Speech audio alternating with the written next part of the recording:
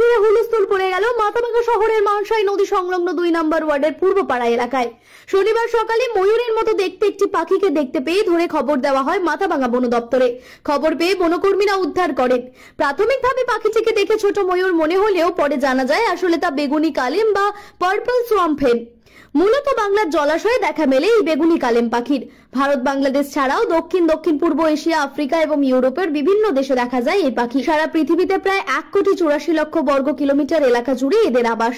সেই পাখি এবার দেখতে পাওয়া যায় মাথাভাঙ্গায়। পরিবেশ প্রেমীদের মতে শীতের মৌসুমে কালেমের মতো বহু পাখির দেখা মেলা যায় মানসাই ও সুটুঙ্গা নদীর পাড়ে। বন দপ্তর সূত্রে জানা গিয়েছে, পূর্বপাড়া এলাকার বাসিন্দা রীতা চক্রবর্তীর বাড়ির সামনে অসুস্থ পাখিটিকে দেখতে এবং পাখিটিকে ধরে তাদের খবর দেব। এত রংচঙে পাখি আগে কখনো দেখেননি অনেকে, ফলে সেটা ময়ূর কিনা তা নিয়ে গুঞ্জন শুরু হয়ে যায়। খবর চাউর হতেই স্থানীয় বাসিন্দাদের অনেকেই ভিড় জমান সেই পাখি দেখতে। খবর দেওয়া হয় বন দপ্তরে। বন তরফে মফিজুল বাজিকার এসে পাখিটি উদ্ধার করে মাথাভাঙ্গা রেঞ্জ অফিসে নিয়ে যান।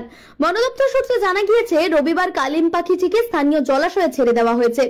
এ বিষয়ে জেলার এডিএফও বিজন কুমার নাথ বলেন, মাথাভাঙ্গা এলাকায় সেভাবে না মিললেও তুফানগঞ্জের রসিক বিলে প্রচুর এই পাখি রয়েছে।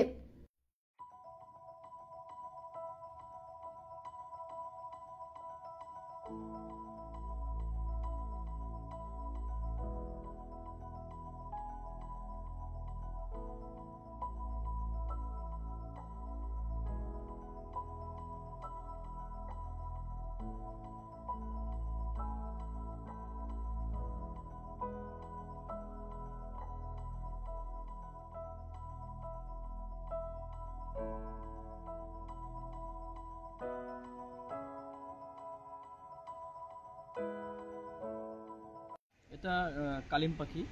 এটা বিশেষ করে জলের মধ্যে, মানে জলাশয় এলাকার মধ্যে বেশি থাকে। এরা ওই ফড়িং, মাছ, ধানের মৌসুমে ধান, বিভিন্ন দানা শস্য এরা খায়। আর এটা সম্ভবত শীতের মৌসুমে এটা চলে আসছে মাথাভাঙ্গা 2 নম্বর ওয়ার্ডে। একজনকার মানে বাড়িতে ঢুকে গেছিলো, পরে ওনারা ধরে রাখছিল, পরে আমাদেরকে খবর দেয়। আমরা মাথাভাঙ্গা বন বিভাগ থেকে সেটাকে রেস্কিউ করে সেটা রাখছিলাম। আজকে এটাকে রিলিজ করবো। মানে এটা কি এই এলাকায় সচরাচর দেখা যায়? না, এটা আমাদের এদিকে দেখা যায় না। কোথায় দেখা যায় জানা আছে?